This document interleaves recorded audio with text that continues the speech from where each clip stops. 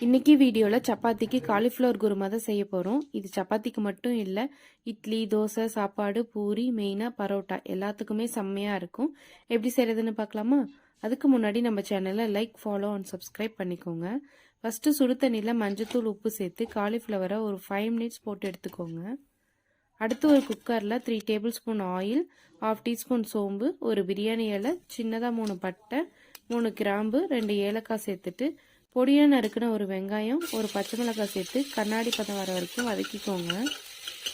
இப்போது 1 டீஸ்பூன் இஞ்சி பூண்டு பேஸ்ட் போட்டு ராஸ்மல் போகிற வரைக்கும் வதக்கிட்டு ஒரு பெரிய தக்காளியை கட் பண்ணி சேர்த்து இந்த அளவுக்கு வதக்கிக்கோங்க. 1/4 டீஸ்பூன் மஞ்சத்தூள், 1/2 டீஸ்பூன் ரெட் சில்லி, 2 டீஸ்பூன் மல்லித்தூள், 1 டீஸ்பூன் கரம் மசாலா, தேவையான அளவுக்கு உப்பு போட்டு வதக்கிட்டு காலிஃப்ளவரை சேர்த்து மிக்ஸ் பண்ணிக்கோங்க.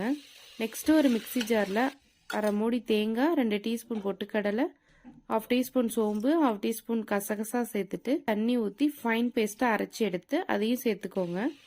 இப்போ காலிஃப்ளவர் மூழ்கிற அளவுக்கு தண்ணி ஊற்றி 2 விசில் விட்டு எடுத்தீங்கன்னா காலிஃப்ளவர் குருமா ரெடி. கண்டிப்பாக ட்ரை பண்ணி பாருங்கள், சூப்பராக இருக்கும். தேங்க்யூ.